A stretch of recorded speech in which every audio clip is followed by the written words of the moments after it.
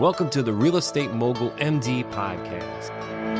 Thanks for tuning in and taking control of your financial future. This is a show where we not only motivate and inspire, we give you actionable, real-world experience to help you live life by design. You'll hear journeys and stories from other physicians, investors, coaches, consultants, and entrepreneurs. And now, here's your host, Brett Riggins. Hey, everybody. Welcome to another episode here of the Real Estate Mogul MD. And today we are speaking with a medical director, attending physician at Brazos Primary Care. He's board certified in internal medicine, a physician advisor, a lifestyle and career coach, and I'm interested to talk about this one, investor. Everybody, please make welcome Dr. Frank Okosun. Welcome to the show, sir. Thank you so much for having me. Absolutely. So we always love to start off, but just giving everybody a background, a summary background of, where you started at in medicine and where you're at now. Oh, for sure. So I'm a board certified internal medicine physician for the past 10 years. I've been in private practice for the last 8. So I do internal medicine. So I typically deal with adults 16 and older. My background in medicine started as a child. I've always wanted to take care of people and solve problems. So my mom actually prophesied and said that when I was 6 years old, I told her that I was going to be a doctor and take care of her. So I love solving problems. If there's something bothering me or if there's something I have to fix, I don't get any sleep or do anything else until I fix it. Mm-hmm. And seeing that gratitude and happiness on patients' faces when you help them or help them feel better is definitely rewarding. So I started my medical school journey in Nigeria. I did my undergrad and medical school over there. And then I returned back to the States and did my internal medicine residency at Meharry Medical College, Nashville, Tennessee. And then I met my wife, who is from Texas, and then she dragged me down to Texas. Come here, Frank. We're moving back to Texas where everything's normal to her, right? Yes. Awesome. Is she a physician as well? She's a nurse practitioner. Okay. Very good. So you probably have busy schedules. Yes. Yeah.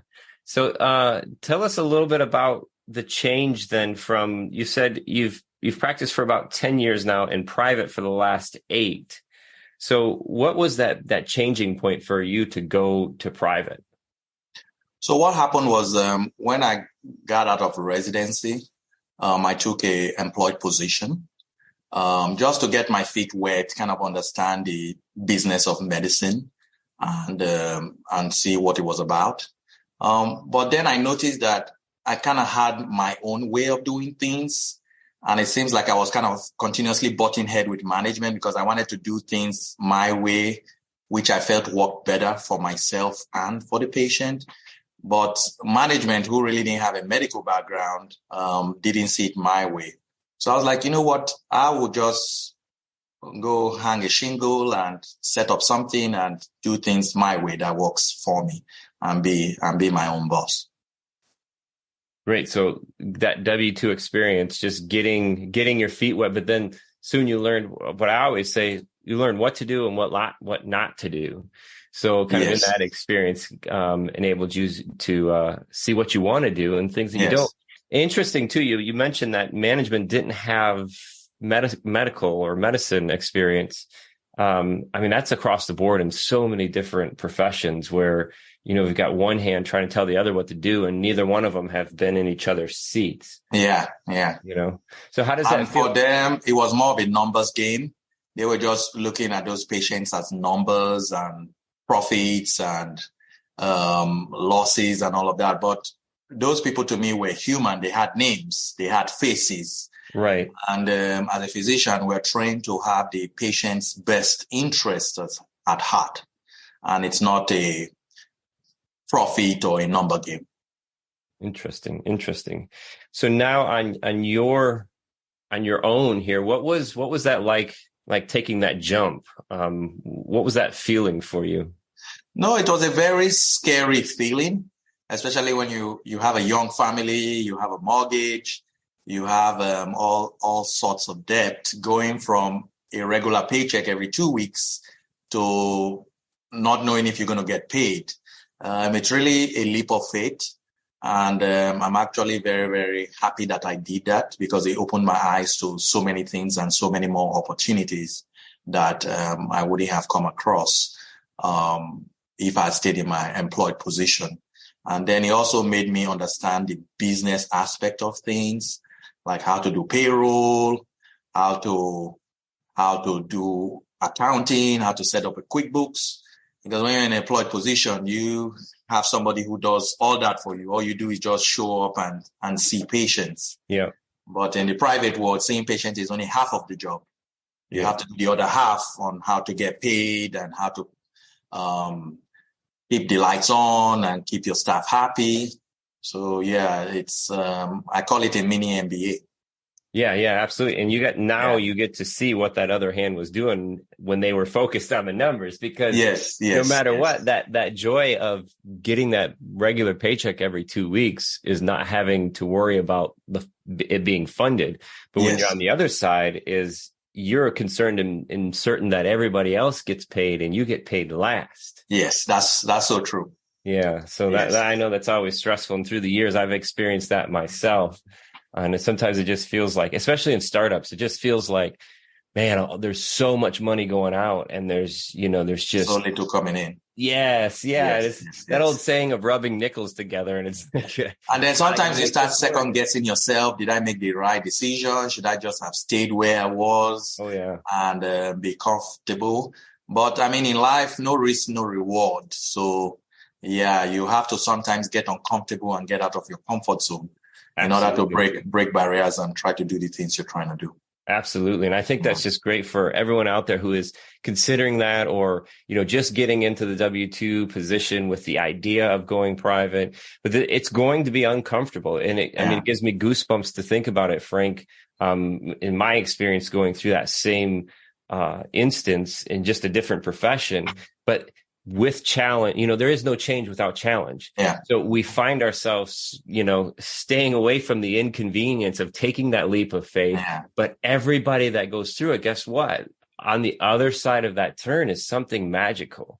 And, And if you look at like all the big companies today, when we talk about Amazon, we talk about Facebook, if those guys decided to stay in their regular, boring W-2 roles, sitting at a desk and all that, they would have missed out on all that greatness. Yes. And when everybody was saying, are you sure this is going to work? And they cleared out all the outside noise and they were just focused on what they needed to do. Absolutely. There's another saying that pops into mind is you leave the 9 to 5 for a 24/7. Yes. Yeah. And it actually is 24/7. Yeah. It actually is 24/7. That's true. Absolutely. But keeping it in mind that, it's not all sunshine and rainbows. Yeah. But there are sunshine and rainbows on the other side. You have to take it on like a business owner and create these processes and procedures that remove you as much as possible from certain things. So that way, eventually, when you become that business owner, you're removing yourself from these processes. And it gives you the ability to stop trading time for money, which is difficult in medicine, right? Yes. And you have to go by the mindset that you are going to make mistakes. I mean, no matter how careful you are going to make mistakes. There are going to be a lot of learning curves and bumps along the way. But that's just the only way to do it. No matter how careful you are, there are going to be mistakes made. The main thing is learning from those mistakes and not make them repeatedly. Yeah. Imperfect action is action. And that's what keeps you moving forward. And back to that thing, when you do take this leap, when you try anything new or anything different, especially like in the medicine field, you were saying that, management was kind of like boxing you in, right? And anytime that you step outside and you're different, there's going to be times when everybody feels like they're against you. That is so they're true. Telling you that you're wrong. You should do it this way. And I love, there was a quote by Alex Hormozi. He said, he may have been quoting or paraphrasing somebody else, but they're going to be right every single time until they're wrong. That one time that they're wrong is boom, And the common thing that everybody said, the most kickback I got was, oh, this is how we've always done it for 20 years. Oh, yeah. So I'm like, okay, it doesn't mean because you've done it this long time. I mean, the only thing constant in life is change. Yeah. You have to be open to changes. If I'm showing you that there might be a way to do your job easier, won't it be the logical thing to at least examine that and see? Absolutely. But I mean, human beings are creatures of habits, and bad habits die hard. So sometimes it's tough. Yeah. Bad habits and the self-fulfillment piece of you've got a picture or a perspective in your mind, and your mind's going to do everything possible to make that true too. So you keep doing the same thing to keep feeling this feeling. It reminds me of a story of the ham. And I know I've talked about this before on the show. There is, the grandmother would cook a dinner, say Christmas dinner every year. And she would get in and prep, and then she shows her daughter how to do it. And it's, getting the ham in the pan, getting the pan and cutting the end off the ham, getting it all in there. The daughter learns the same way, cutting the end off the ham, put it in the pan. And then the daughter is then teaching her daughter. So we go 3 generations of this. And the third generation, so the granddaughter says, Mom, why do we cut the end off the pan? She's like, I don't know. Let me ask my mom. She goes and asks her mom, the grandmother, and she says, so it fits in the pan. That's it, man. So for how many years we do the same thing without ever asking, why are we doing it? Yeah. And the value exchange for that too, of, okay, this is what we're doing. The value exchange could be, okay, why are we doing this? How are we doing this? What are the benefits of this? What if we didn't do it? Like, so there's so many great questions that go into that ham story. Yeah. And another thing they said is, oh, you are the new guy. You're still young. You have lots of energy. Give it a year or 2 and you just blend in. But I kept having this nagging feeling like this is not what I want to do. This is not me. And I couldn't get rid of that feeling. And when I left, there was a sigh of relief that, okay, now I get to do things my own way. Yeah. And if I fail, I fail. If I succeed, I succeed. I mean, there is a double-edged sword too. It's kind of, this private versus corporate, capitalism versus socialism. I think there's always like this double-edged sword of like the scale. There has to be balance there, because when you start running your own operation, now you're wearing that management glove. That is correct.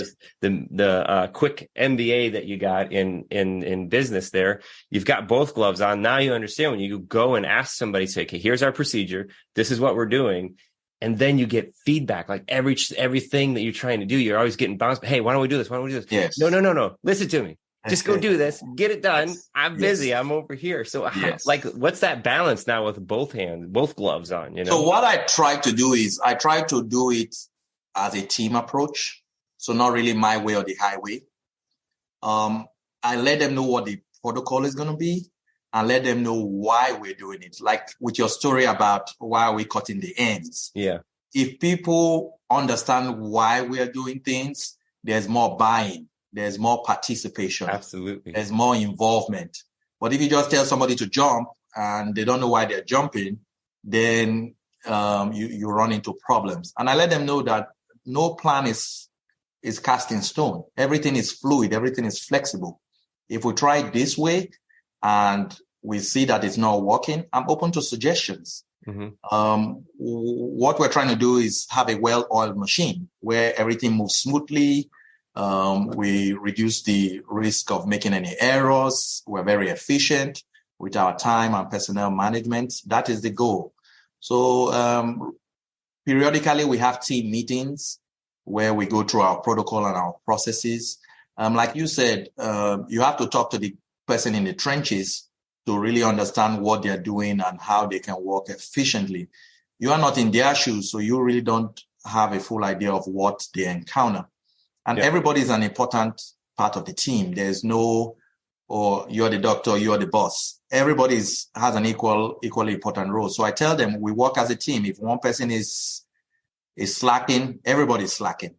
So whoever is answering the phones, whoever is taking the patient vitals, whoever is collecting payments, whoever is doing documentation, everybody is an integral part of the team, and everybody has to pull their weight and bring their A game every day. So we have team meetings. We do team retreats. So quarterly, We pick a location, maybe go to a city or place 2-3 hours away. People are allowed to bring their families. And we just have a little retreat where we just kind of reconnect, meet each other's families, and talk about other things outside work. Because research has shown that you spend more time with your workmates than you actually do with your own family. Yeah. So you get to know them on a personal basis, and it actually helps the interactions in the office, because then when somebody says something or behaves a certain way, you kind of know a little bit about where they are coming from, and you don't hold it against them, and the team just works smoothly, because everybody has different personalities and different backgrounds. So getting a team of people to come together and you expect everybody to act the same way and think the same way, it actually doesn't work that way.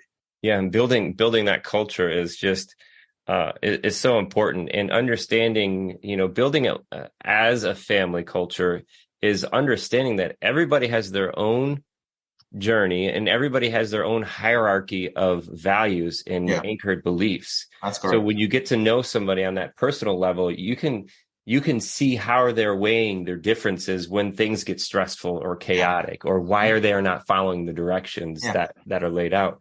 Sure. And I was coming back to that point of the ham. This ham story is growing on me here in this conversation. Mm-hmm. So if we are explaining a process, and in my mind here in the last week, month, 2 months, I'm thinking of how I've explained processes and because we're always integrating, automating, delegating all of this stuff.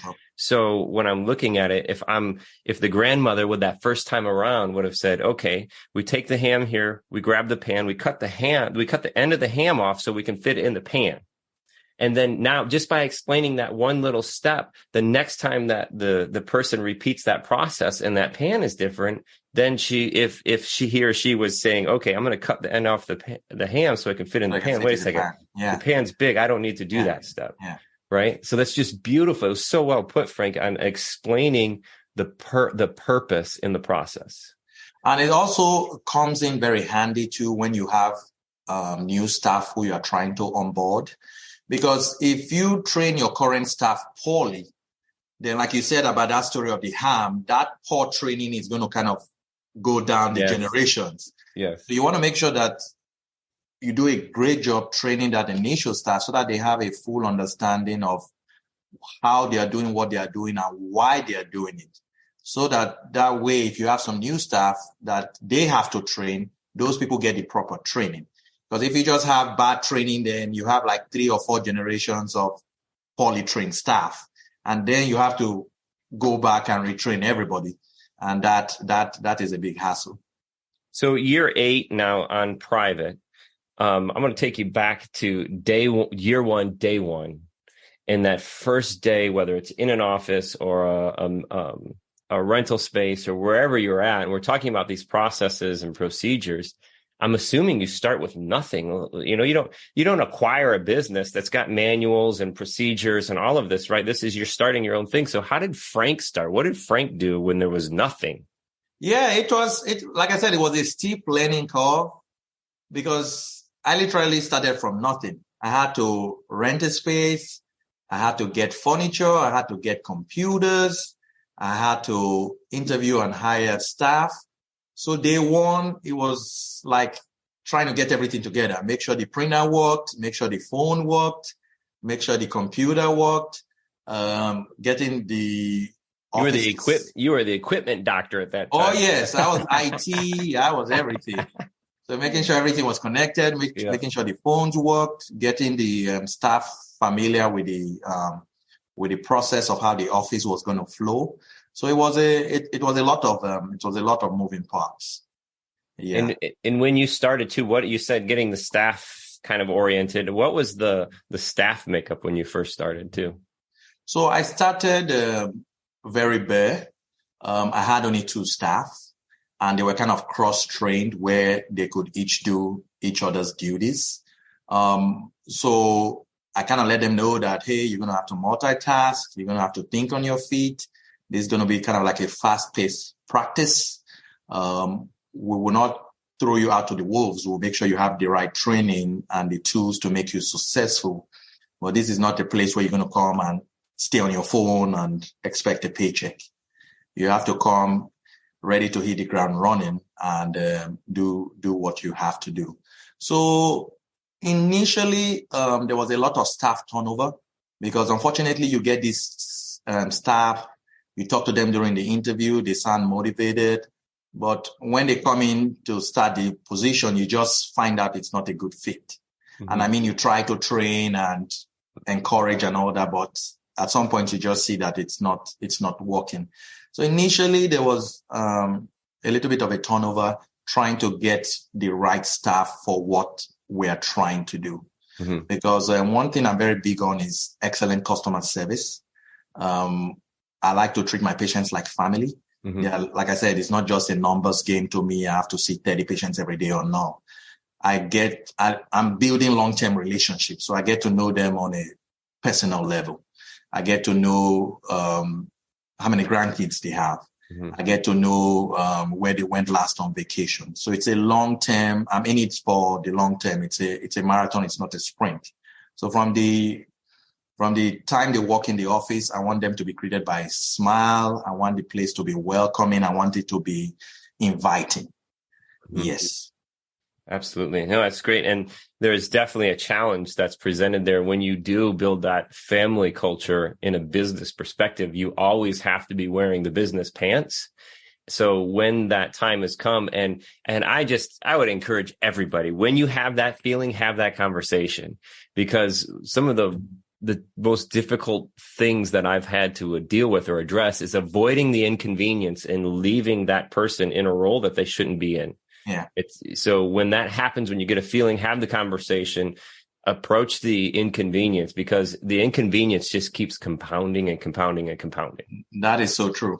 And it could be a cancer. It could be a cancer for the people that are here. I don't want to work by that guy. You have to really nip it in the bud, because if you have a staff who is always coming late, who is sloppy on their work, who doesn't follow instructions, mm-hmm. that bad behavior is very contagious. Mm-hmm. Because if there are no repercussions, everybody else is looking and saying, hey, why is this person doing this and getting away with it?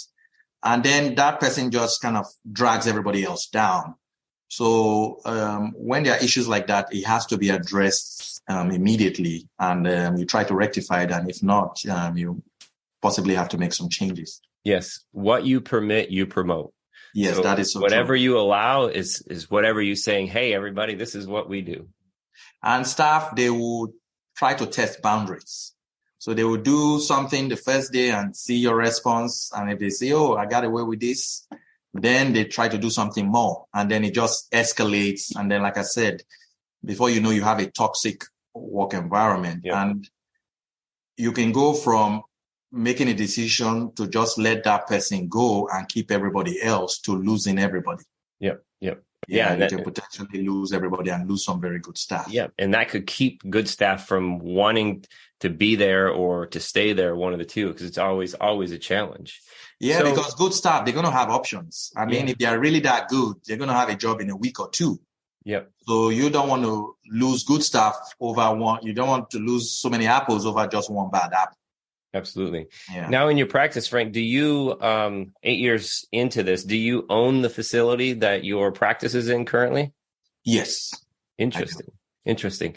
And tell us a little bit about your experience acquiring that asset and then moving your business into it. How did all that roll out for you? So, like I said, initially, I decided to start off very small and very conservative. So I started off in an office space of about 1,200 square feet. And within 9 months, I literally outgrew the place. Mm-hmm. And then I moved in to another office that had about 2,400 square feet. And in about another year, I outgrew this space again. Wow. Yes. And then luckily for me, there was a doctor in town who was retiring, who approached me that he had an office space for sale.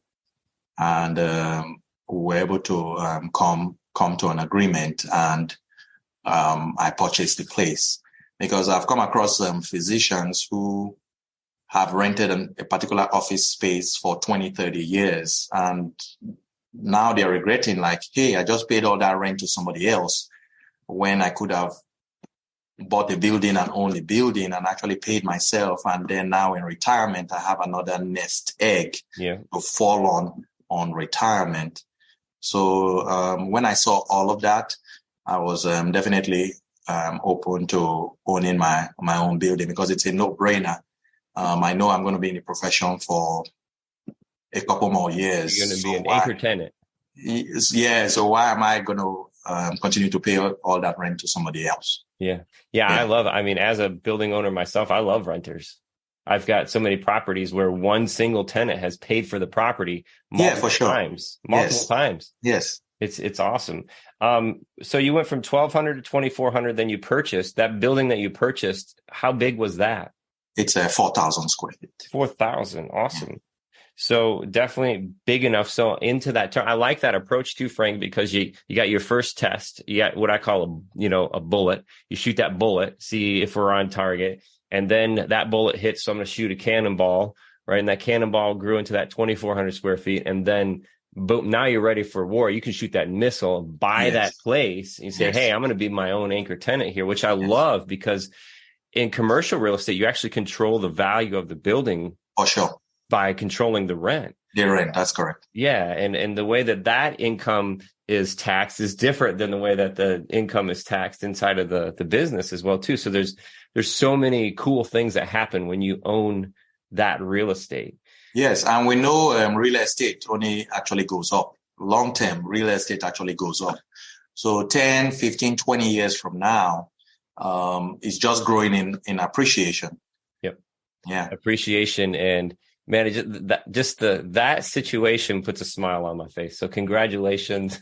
Oh, thank you. On owning your own building, get that in, and just reiterating that. And like I say, everybody has their own journey. Everybody has their own platform, but owning the building that you practice in, that was a direction that we took early on in our practice, my business as well, too. Yeah. I'm not a physician. I'm in real estate. And when I moved out of my house, out of operating out of my basement into my first actual office space, it was a mixed use commercial building. And, we still have the building now. And it's just like I wanted to find a scenario where the building paid for itself without me paying rent. Yes. Because I wanted to pay rent. I have always paid rent, but I didn't want to have to, because when I take that leap, that jump by myself, that was a little cushion that I had. Yes. Right. Sure.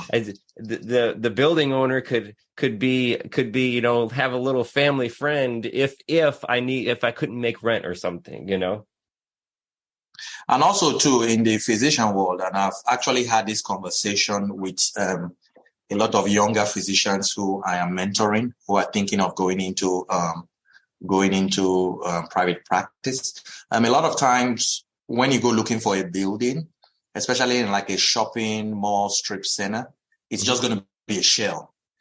And then you have to build it out to your specifications. And we know with the prices of building materials and supplies and labor and all that build out, depending on how fancy you want to get, it could be as little as 100,000, or it could go all the way up to 250,000, depending on how fancy you want to get with the bells and whistles and all that. So I tell somebody that you're just starting a business. You're not really sure if you want to do this long term. You don't really know the trajectory of the business. Are you willing to pay 250,000 into somebody else's building? Because when you leave, you don't get that money back. Right. Yeah. So those are the things that I counsel young physicians that they have to think about when looking to set up a practice, when looking to rent versus buy and things like that. Yep. Yeah. So my background is construction management engineering and architectural engineering. And I remember one of the first of the few offices that I designed, it was a fertility center. And it was a build out. It was a straight build out. And they were leasing the space.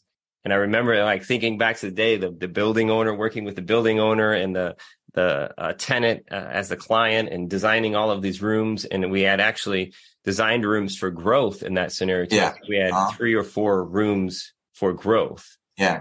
as well too. So yeah, that's great point to put in. And I think it's a great direction, like when you came out, and I've also had other guests speak of it this way too, where if you have that W-2, you can almost like shoot these little very, very accurate sniper bullets to your test to go from W-2 to private. Would be, okay, I've got a space. I can rent the space for even a day, a week, and have, boom, I can start, as your contracts allow that, you can start popping in these clients on a private scenario. Yeah, for sure. And that's where you're sniper, you're focused on taking these little shots. Because if I just go all out and say, man, I'm going to start my own practice, or I'm going to start my own real estate business and go all out, that's like you're going to war without a plan.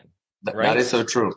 And you know what goes wrong when you go to war? Everything. Yes.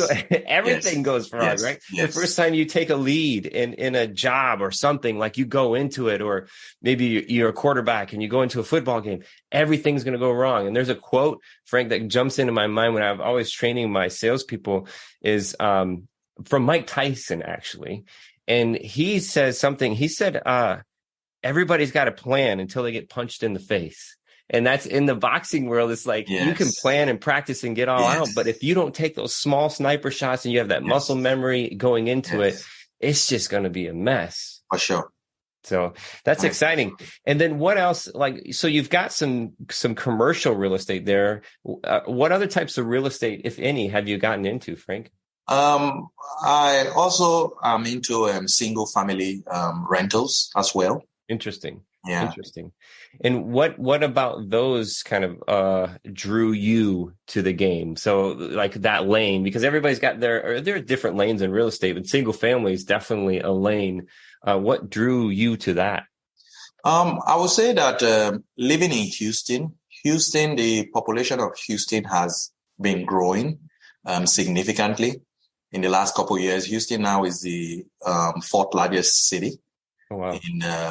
In the US, I think only after New York, Chicago, and maybe LA or something, if I remember correctly. Yeah, those are big. Yeah, and the dynamics are changing. There are more young professionals moving into Houston from places like New York, California, and all these other places. So there's a high demand for single family rentals. And like you were saying, having something and it pay for itself and you really don't need to do anything much about it. That is pretty much the definition of the single family rental. So you have enough to cover the mortgage and the taxes and all the additional incidentals. And you actually, depending on the situation and the timing, might actually have a little bit left for yourself as well. Yeah. And arbitrage, cash flow. Yes. And the property at the same time is also growing in value and is also an asset as well. Yeah, absolutely. And single family is my lane. That's something that I live in all the time and I absolutely love it. I think it's a great entry point as well as a portfolio direction as well too. Yeah, for sure. Frank, how did you acquire your first single family rental property? So it was actually in conjunction with my wife. So my wife, in addition to being a nurse practitioner, she's actually now a licensed realtor. So she has a big passion about real estate and staging of houses, interior design, and those kind of things. And she's always had that drive about real estate and single family rentals. And about 2-3 years ago, we actually purchased a new home. So we had to sell our old home and purchase a new one. And we actually used the same realtor. And when my wife was sitting down and seeing how much the realtor made on those deals, she was like, I literally found a new home. She really didn't have to do anything. She was only there just to make sure that the process went through. My wife actually found the home, went to view the home and everything, and just gave the information to the realtor. So it was something my wife was really passionate about. And she started doing some research and she found this area where it was just about 10, 15 minutes from downtown. Like I said, with a lot of young professionals, and there was a great need for single family rentals. And we decided to get our first property there. So was your wife licensed then when you acquired your first property? She wasn't. She wasn't. So No. you found this area, and I'm assuming then that you worked with your agent to acquire off the MLS? That is correct. Okay, perfect. And now that your wife is an agent, she's probably picked up a little more of the other glove of that piece of working with other agents and contracts and paperwork. And so there is a little more that goes to it. And I know that's something that when everybody sees that at first, it's like, oh, it's so simple.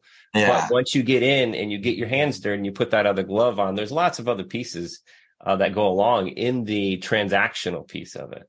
Definitely. And she's beginning to learn that now. Yep. And see a lot of the things that happen in the background. Yep. that you really don't see. Because you're at the mercy of the other side of the table. You know, when you get into these deals, it's tough. I'm licensed in a couple of states. Okay. As a real estate agent. My wife is licensed in another state, and we've done direct to seller. We're nationwide on my acquisition company. We're nationwide direct to seller. And so it's just a journey. But the stressful part always comes from the things that you cannot control. Yes. And it's from the other side of the table when that happens. True. So, well, that's amazing. That's amazing. And now, finding this pocket of single families, you guys consistently search, or have your wife maybe set up a drip campaign on the MLS, or what are some ways that you're finding deals now that make sense for you?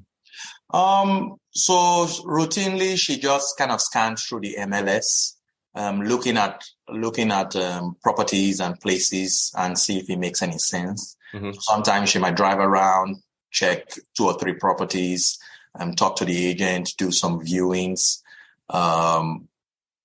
see if it needs a lot of repairs, is it moving ready, come back, crunch some numbers, and then she makes a decision if it's to go for it or not.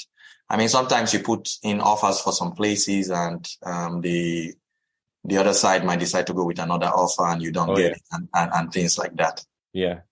So we do that a lot. We put in, so on my acquisition company, we do that a lot. So with single family as our lane, we're always putting in offers, and we're actually developing technology that does API type pull to aggregate data from the MLS, pulls it into a data system, and then we can run search parameters based off our investment objectives. Oh, nice. We can actually run our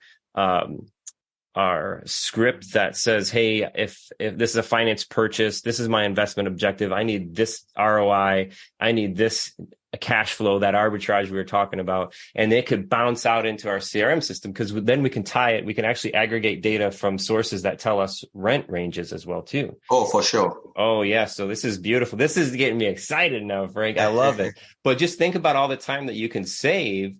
Rather than, obviously, we still need boots on the ground and need to go and walk through these properties. But so much of that labor on the front end is done in just searching and data aggregation and getting things in front of you. So when we can put our acquisition people on target and say, hey, today I'm going to look at 30 properties and I'm going to write 5 offers today.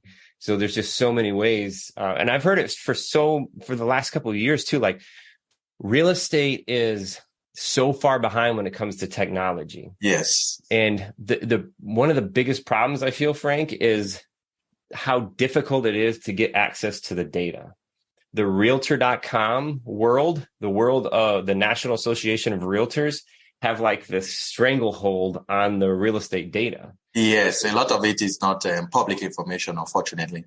Yeah, unless you go in, you rub the elbows, you get the license, and then all of a sudden I can add. Yeah, you have access to all this data. Yeah. Realtor.com is one of the biggest sources, and that is the Association of Realtors. Yeah. And then you've got Zillow, you've got these other places that are aggregating all the data.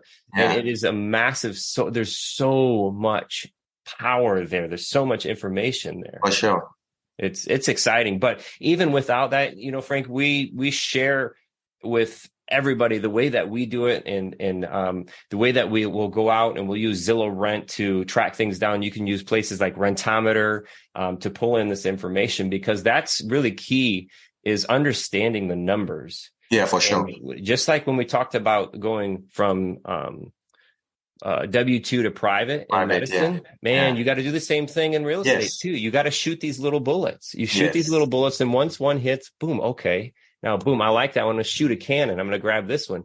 And now it's game on. I've changed my language to say, okay, where can I buy 5, 10, 15, or 20 houses today?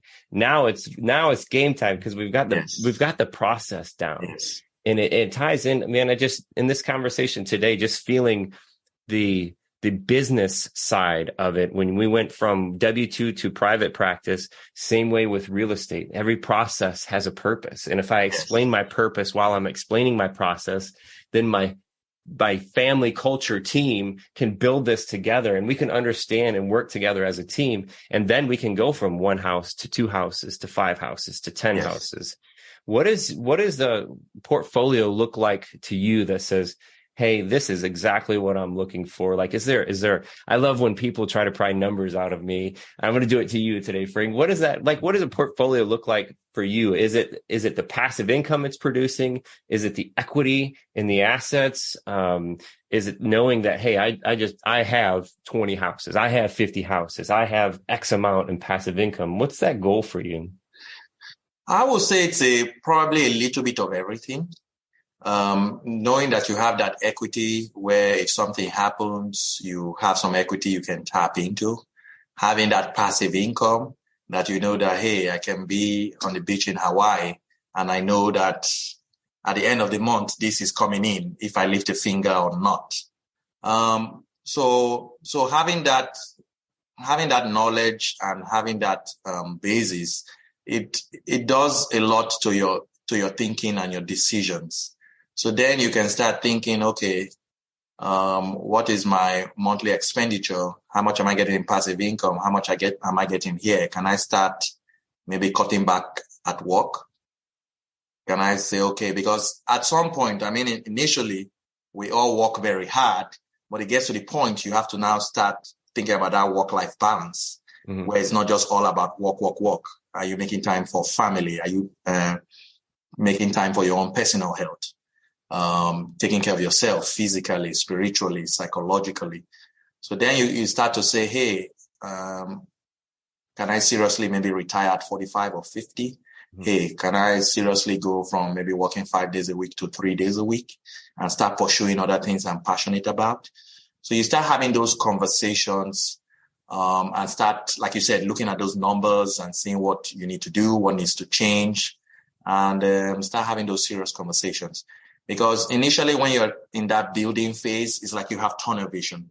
You're just really concerned about building, and you can't really see the bigger picture. Like somebody says, when are you going on vacation? You're like, what vacation? Yeah. What's that? Yeah. And things like that. Well, I love how that direction doesn't have a number in it. And I think to me, when I'm hearing that, Frank, is that, you have these goals set in place, but it really comes down to who you're becoming reaching those goals, because that's what removes the number from the goal. The goal is a direction, but removes the number is the person you become getting there. Because when you're talking about, tunnel vision, going, it reminds me of tactical training.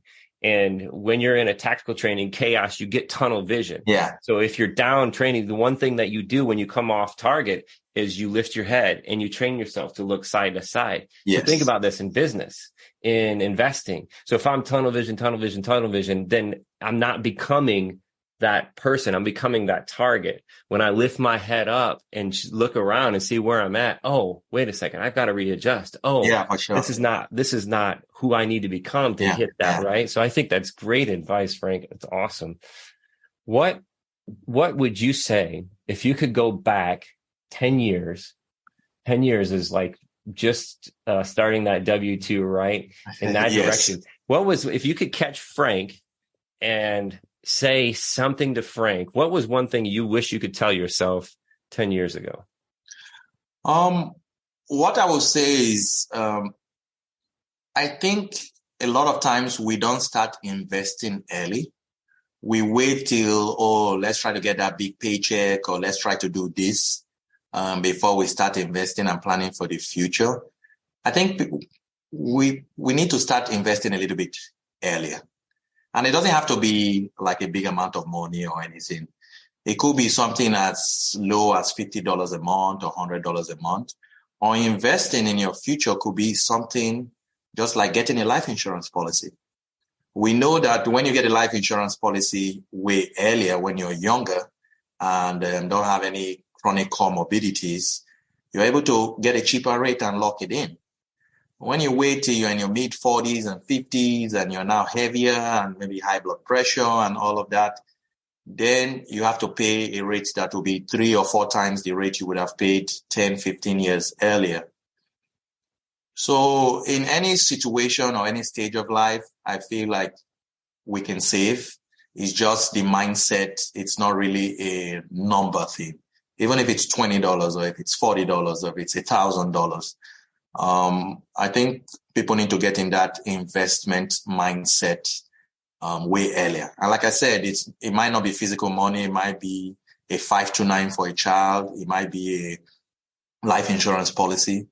There are different other things or different venues that over time can multiply and actually be something. I love that, man. And that reminds me of the if-then statement. If I do this, then I'm going to do that.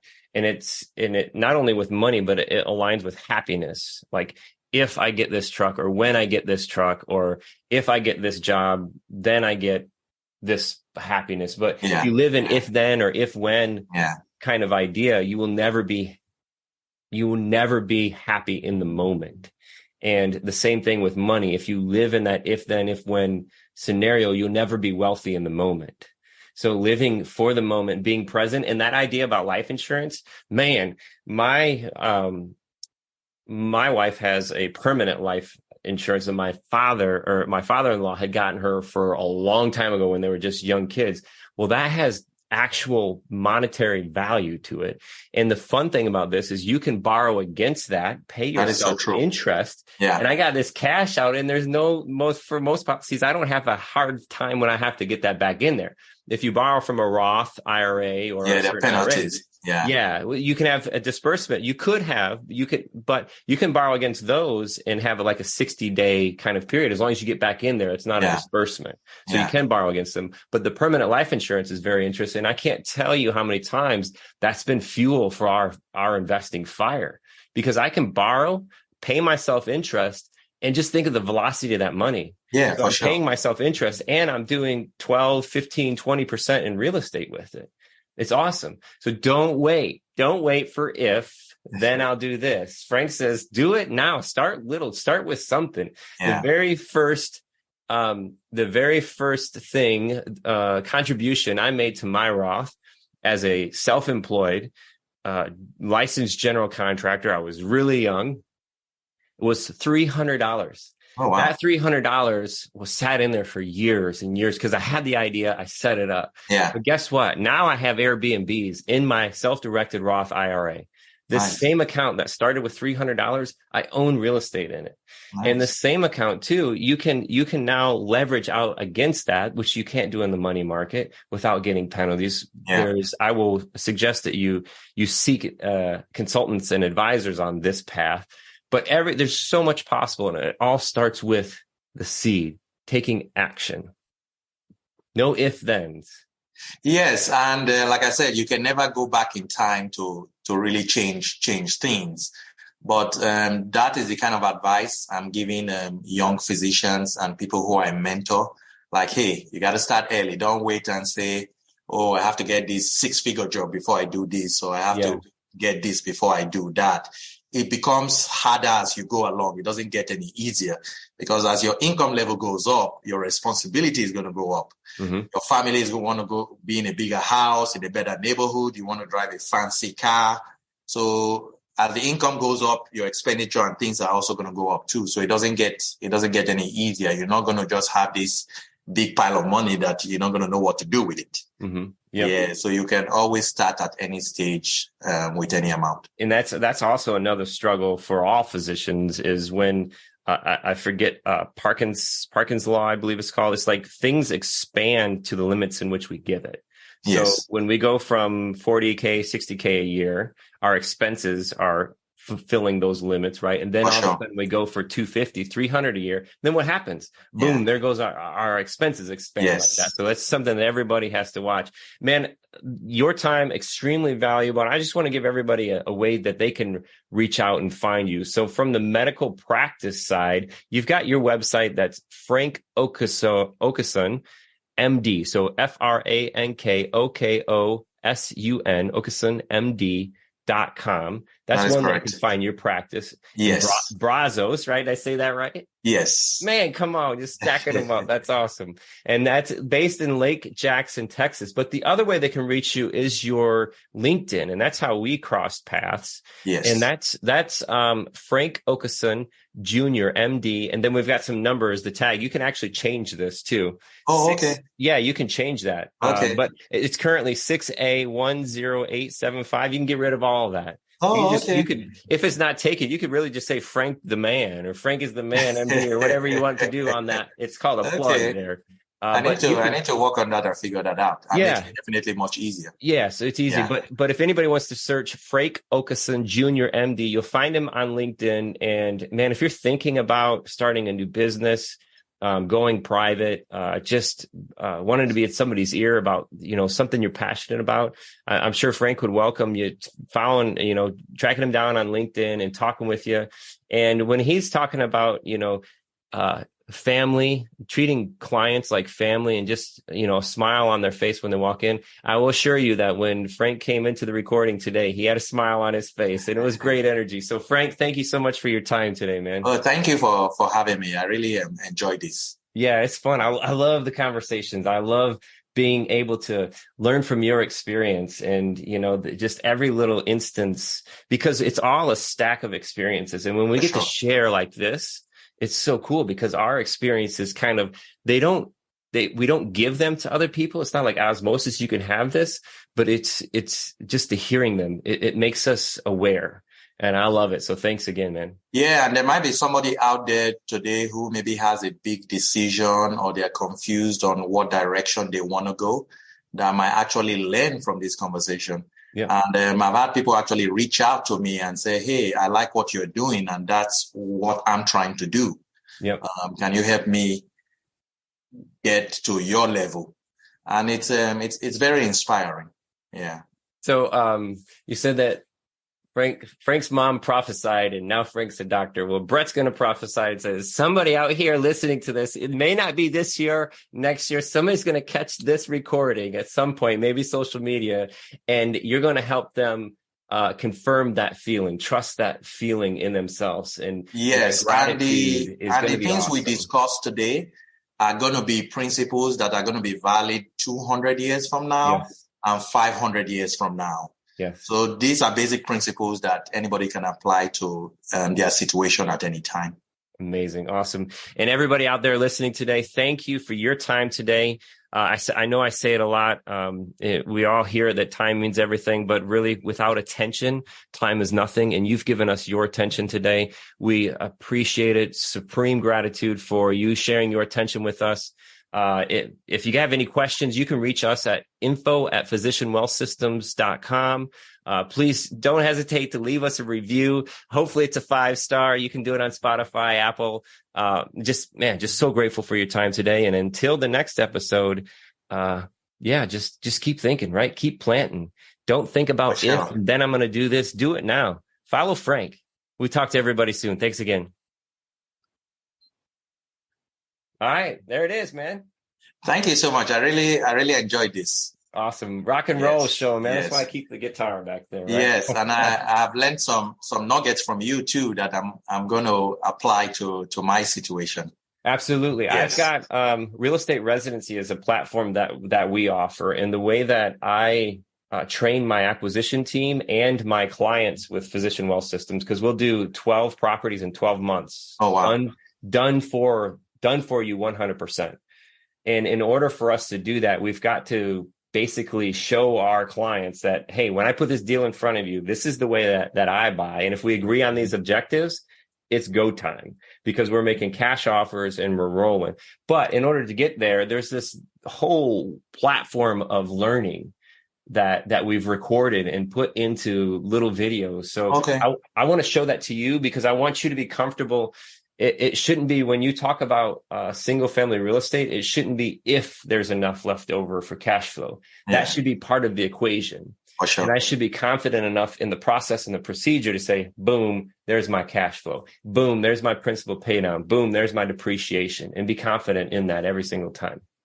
So Definitely. Yeah, I'll share it with you via email. It's called Real Estate Residency. Go ahead. Okay. And I'm going to make sure I share it with my wife as well. Yeah, absolutely. Yes. And whatever we need to do, get you invited every Monday, or no, I'm sorry, every Tuesday with my acquisition manager. We actually review live. Oh, nice. Zoom call, the deals that we're looking at. Okay. Currently, we're heavy in the Memphis market. Oh, nice. Funny enough, I just looked at a package in Conroe. Right? Oh, wow. That's by me right Conroe, here. Willis. Yeah. Yeah, Conroe and Willis. That's up north. And one of the houses was in Houston, but the insurance on it was $4,800 a year. Oh, wow. Because it flooded, and it has a tendency to flood again, that kind of stuff. So that's something that we learned in the Houston market, is the flood issue. Yeah, unfortunately, we live in a flood zone. And unfortunately, the Conroe Willis area, because there are a lot of lakes, it's a lakeside community. Yep. It tends to flood a little bit more than usual. But whatever we can do, like I say, there's so much that we have the opportunity to share now. Whatever we can do to help you and your family, take that next step. I mean, you are on it, man, with investing in real estate and being grateful and just giving back to so many others. I think that's just a great thing. And yes, I feel like you grow personally by sharing with others instead of just holding in. Because I can't sit down here and brag and say I did this all by myself. I had mentors. I had people who I looked up to. And I feel that it's only fair that you try to give back and help others who are trying to figure it out or get to where you are right now. Absolutely. Yeah. And when we teach, we learn. That's the most important part. That is so true. That is so true. All right, man. If you have any other questions, don't hesitate to reach out to me on email, but I'm going to share that email with you for sure. I appreciate it. Yeah. Real estate residency. Get your wife, both of you can join or do whatever. Give me some feedback, whatever resources that we can share with you. We'll be happy to do that. Definitely. And I'll definitely keep in touch. Awesome. Thanks, Frank. Have a great weekend. Thank you so much. Man. Have a great weekend. You too. Yes, sir. Bye-bye. Bye-bye.